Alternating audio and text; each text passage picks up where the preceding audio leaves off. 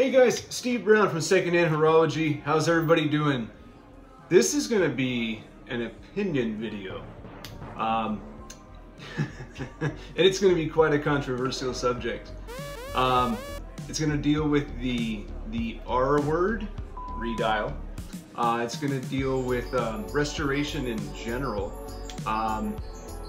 I want to also kind of talk about some of the in my opinion, the crazy animosity and hate that happens in some of these forums, especially these really large forums that many of us are a part of, where we're supposed to share information and exchange ideas and help each other with historical research, things of that nature.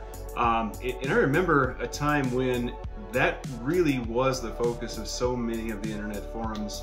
But what I'm going to start off with actually is this.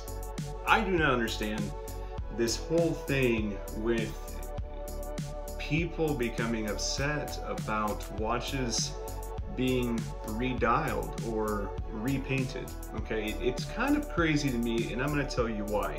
Now, I'm going to focus in on this watch later. This is a very nice 1930s Bulova. Does have some patina on the dial.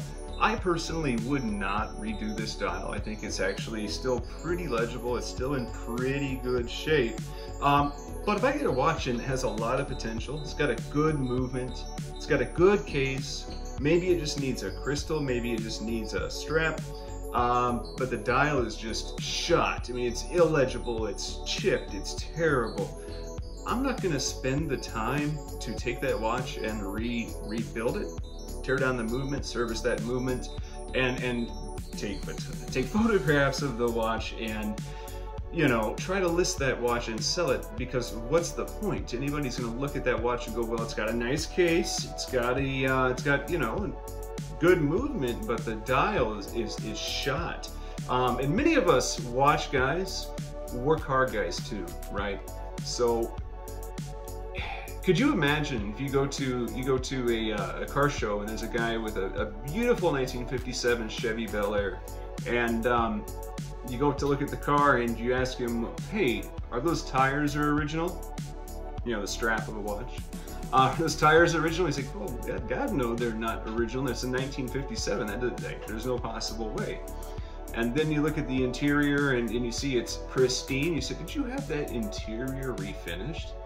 And then you look at the paint and it's just beautiful. And maybe it's done exactly to spec, but you just say, you know, sir, is that the original paint? And he says, no, it's not. It's not the original paint. I had the car repainted by a master.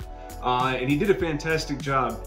Are you gonna look at that guy and be like, oh, it doesn't have the original tires, it doesn't have the original paint, it's been repainted, and think that that car's worth less, it's somehow not a real car anymore? In my mind, no. If the car had shot paint, or the car had some body damage, a rock chip in the window, and they replaced the window crystal, and they redid the interior or repainted the car to make it look factory new again, what disservice was done? Who was harmed? So it kind of blows my mind when you post something it's been redialed or repainted, and there's just so much hatred and animosity. I'm going to show you two examples, and I'm going to show you one that's really mind-blowing. There's a Longines here that I got a while back. We're going to do some close-ups of this. I'm also going to show you the before and after photograph of this watch. The dial was pretty shot. I wasn't the worst one I've ever had, but I thought the watch was nice enough all around that, you know, if I could find somebody who was a master, and I do have some people I use, and they could make the dial look brand new, why not do it? We're tearing down the movement. We're having to buy a new mainspring, had to buy a hairspring for it. The original hands are in great shape, so why not save this watch? So I posted the watch originally in a forum about 2 years ago, and immediately, and this is before the repainting of the dial, immediately people said, oh my God, this is a Frankenstein watch. You know, I looked in my Longines book, and this watch does not exist in the little reference guide that I've got. There is no there's no 12.68 in out there that is fitted with a case like this. It doesn't exist. Your watch is a Frankenstein. It's not real. Longines doesn't have a problem with it. Turns out, and this is another important point I would like to make. A lot of guys I see, sometimes they'll post something that's from a foreign market, right? So maybe not a watch that was never sold in the United States of America, like this particular Longines, or a Patek Philippe reference 1515, and people call it, Frankenstein. We don't know what that is. Oh my gosh, this was pieced together. And it turns out the manufacturers have no problem with this. They're not pieced together watches. They're actual watches. They were just not ever sold in the United States of America. So just because you haven't seen a watch before doesn't mean that it's not real. Is there a possibility that it is a Frankenstein? Sure, there is. But unless you know for sure, you probably shouldn't say things like that, especially to people who are maybe, I'm not talking about myself, a newcomer. Like, this hobby, this industry, this is very important to a lot of people. And so you get a nice young guy or gal who's very interested, and then, they post a watch and it's 50, 60 comments of just pure hatred. It's mind-blowing to me why anybody wants to treat anybody like that in an environment where we're all supposed to be learning from one another. Because I really, truly don't believe that there is any one person out there who is an expert on every brand and knows every brand and every model ever produced by that brand.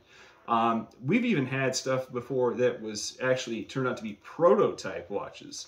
So it's pretty interesting, but I'm going to go ahead and I'm going to cut and I'm going to show you guys the certificate on this. And I'm going to show you the horrible redial I did to this watch, as well as another one.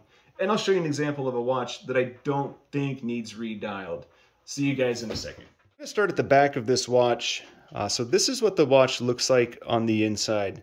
It's a beautiful movement. It's a 12.68 in. If you'll notice, I don't have the hands on it. Little sneak peek.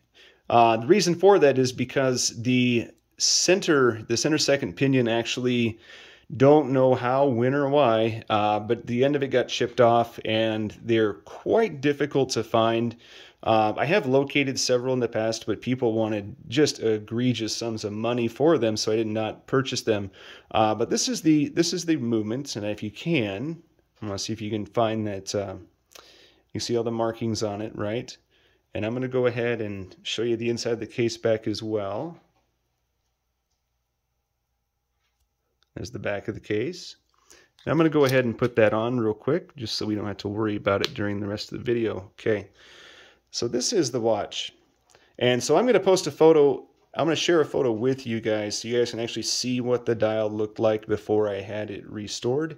So having said that, the people who did it, they were meticulous in detail. Everything that is on this watch right now matches up with the remaining sectors of the watch that was originally available. So all of your tracking on your outside is absolutely beautiful. And it's exactly, to my eye, and I can go photo to photo on this, to my eye, it's exactly the same. So what happened here,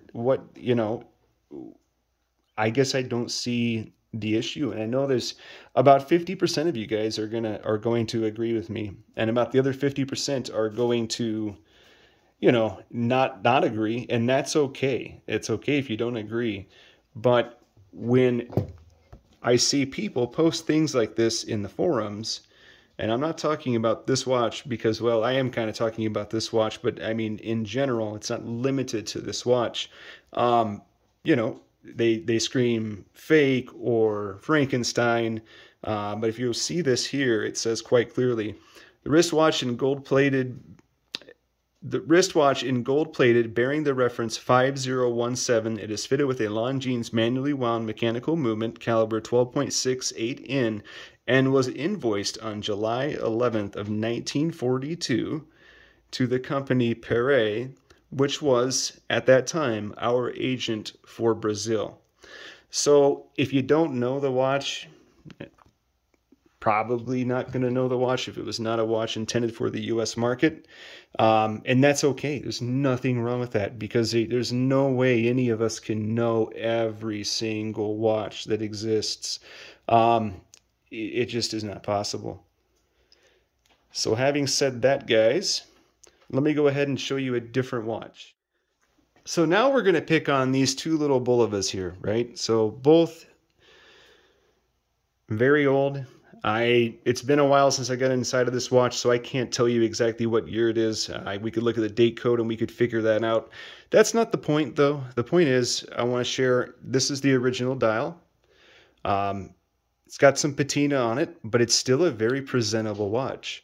So something like this, I don't think it's necessary. I think you could still wear that watch. There's going to be somebody out there who's going to take a great amount of pride in wearing this watch with that dial, because it's still legible. It's still authentic. There's nothing wrong with it. It's not chewed up. It's not, you can read it, and it's still going to be, when we get the new crystal in it, it's still going to be a presentable watch, a nice watch to wear. Now, here's a watch that I thought had a beautiful case, an absolutely stunning case, but the dial was destroyed, just completely unreadable. It was badly damaged, and I thought, wow, you know, what a shame. Like, let's look at the case on this watch. It's a great case. What I think happened is probably the original crystal was broken because it was missing. Probably years of moisture and neglect. So we had this one repainted, and they did a fantastic job on it, let me tell you. So let me go ahead and pull this out. So look at that. I mean, that's a beautiful job. It looks very, very close to what the original should look like.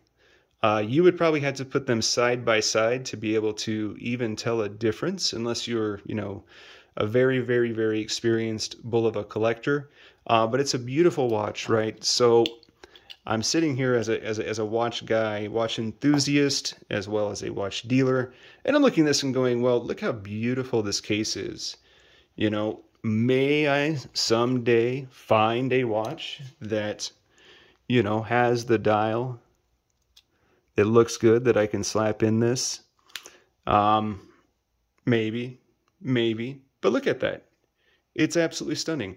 So some people, you know, I'm sure will take offense to the fact that it's been redialed, and that's okay.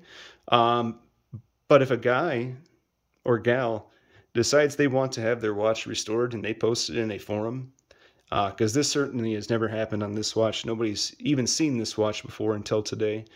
I see people get just torn apart, and I do not understand why that is. Like, it's a fun hobby, and if you don't like the watch, like, you don't have to say that. You don't have to tear somebody apart. It's crazy.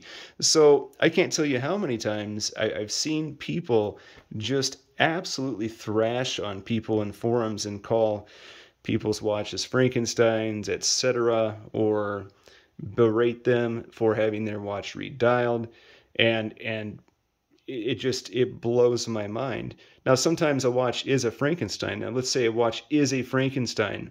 How do you deal with that? So let's say you're in a forum and you find the guy's watch and it is a Frankenstein, okay? And he doesn't know that. There's a right way and a wrong way, I think, to do it. And I think the right way is to use a little bit of class. Say, hey, by the way, I think your watch might not be correct or might not be original, and here's why. The hands, they look a little bit different. The dial orientation isn't quite right. That model didn't have didn't use a loomed dial. That dial is loomed, or vice versa. And if you're fortunate enough to have reference material like this, maybe you do, share it with the individual. Take that information. Right here, you know, we're very lucky. I got the whole collection of our friend Bruce Shockey's books, right? So, and even then, I'm pretty sure, because I know for a fact, not every Elgin model is included in this book, right? Interesting thing. So, and I'm sorry, this is the Hamilton book. It doesn't matter. You get the idea. An interesting thing did occur last week. We got a military style Elgin in, and immediately people were like, "Oh, it's a fake A11." Well, it's not, and it wasn't. And the really interesting thing is we didn't claim it to be an A11, but we were curious as to what it was. And so we did some digging, and we found out that Elgin made a watch called a 6608, which was a military watch that was built for non-domestic markets.